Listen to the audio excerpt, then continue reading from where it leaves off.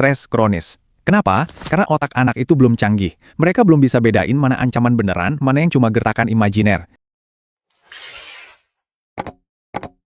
Pernah nggak sih kita pakai jalan pintas pas lagi ngasuh anak? Cara yang rasanya normal banget, bahkan kadang-kadang perlu. Tapi, gimana kalau saya bilang cara kita menakut-nakuti anak, walaupun niatnya baik, sebenarnya itu sabotase tersembunyi buat masa depan mereka. Yuk, kita bedah bareng-bareng. Coba diingat-ingat. Pernah kan kita ngomong, ayo makan, nanti ada wewe gombel loh. Atau, jangan nakal, nanti ditangkap polisi. Kedengarannya sepele banget ya. Kayaknya hampir semua dari kita pernah deh ngelakuin itu. Mikirnya ya, ini cuma cara cepat aja biar anak nurut. Tapi pertanyaannya, emang bener sesimpel itu? Jawaban singkatnya, nggak sama sekali. Dan ya inilah inti masalahnya. Ancaman-ancaman kecil yang kita anggap, wajarlah ini, sebenarnya itu kayak rayap yang pelan-pelan, tapi pasti ngerusak fondasi rasa aman anak kita. Iya, kita ngerti kok niatnya baik. Pengennya anak langsung nurut kan? Tapi yang perlu kita sadari, kita ini nggak lagi ngedidik mereka soal mana yang benar, mana yang salah. Tanpa sadar, kita justru lagi menanam bibit-bibit cemas di pikiran mereka, yang ibaratnya masih kayak spons. Nah, pertanyaannya, apa sih yang sebenarnya terjadi di dalam otak anak pas kita ngelakuin ini?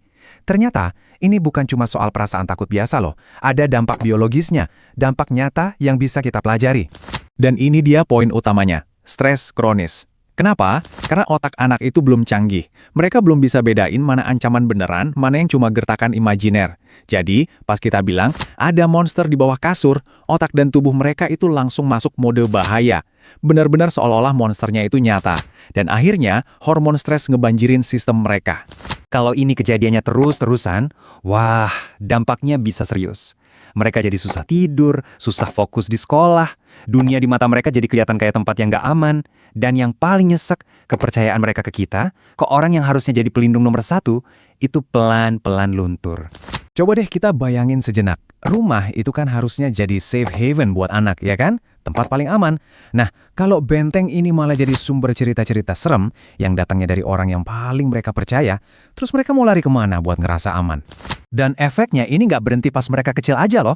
Ini ngebentuk karakter mereka sampai dewasa. Anak yang gedenya selalu ditakut-takutin, risikonya jadi orang dewasa yang peragu, penakut, atau justru kebalikannya, jadi super agresif sebagai cara mereka buat bertahan. Oke, cukup ya ngomongin masalahnya.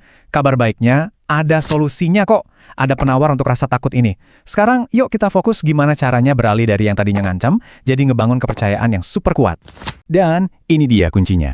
Obat buat rasa takut itu bukan ancaman yang lebih serem lagi, tapi pengetahuan. Keberanian itu muncul dari pemahaman. Dan ya, tugas kita sebagai orang tua adalah ngasih pemahaman itu ke mereka. Jadi, tugas kita itu bukan jadi monster yang bikin mereka takut nurut, tapi jadi pemandu yang ngasih mereka peta buat ngertiin dunia. Contohnya nih, anak nggak perlu diancam biar nggak lari ke jalan raya. Mereka cuma perlu paham secara logika kenapa jalan raya itu bahaya buat mereka.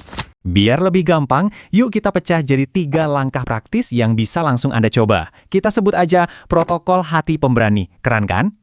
Cuma ada 3 langkah, gampang banget buat diingat. 1. Logika, bukan legenda. 2. Eksplorasi bersama.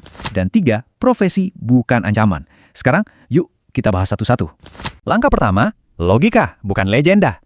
Maksudnya, ganti cerita monster dengan alasan yang masuk akal. Jadi daripada bilang, jangan main jauh-jauh, nanti diculik. Coba ganti jadi, sayang, di luar sana itu banyak mobil sama motor. Mereka ngebut dan mungkin nggak bisa lihat kamu yang kecil. Jadi mainnya dekat-dekat sini aja ya, biar aman. Nah, ini kan ngasih mereka fakta, bukan fiksi yang bikin takut. Langkah kedua, eksplorasi bersama. Kalau anak takut gelap atau bilang ada monster di kolong tempat tidur, jangan langsung bilang, nggak ada apa-apa. Coba deh validasi dulu perasaannya. Oh, kamu takut ya? Terus ajak mereka jadi detektif bareng. Gimana kalau kita cek bareng pakai senter? Ini nunjukin ke mereka kalau gelap itu cuma nggak ada cahaya, bukan berarti ada bahaya. Dan yang ketiga, ini penting banget. Dokter, polisi itu pahlawan, bukan alat buat nakut-nakutin. Jadi stop bilang, nanti disuntik dokter loh kalau nakal. Kalau memang harus disuntik, ya jujur aja. Bilang, iya nanti rasanya kayak digigit semut dikit, tapi abis itu kamu jadi super kuat ngelawan kuman penyakit. Sedikit nggak nyaman di awal, tapi ini ngebangun kepercayaan dan ketangguhan buat seumur hidup. Jadi pada akhirnya, ini tuh kayak persimpangan jalan. Jalan yang satu, isinya ancaman, bakal ngebawa anak kita jadi cemas dan ragu-ragu. Jalan yang satunya lagi, isinya kepercayaan, bakal ngebawa mereka jadi pemberani dan mandiri. Nah, kita mau milih jalan yang mana? Terus, apa sih hadiah jangka panjangnya kalau kita milih jalan kepercayaan? Wah, ini lebih dari sekedar biar anak nurut sehari-hari. Ini soal jiwa yang lagi kita bentuk.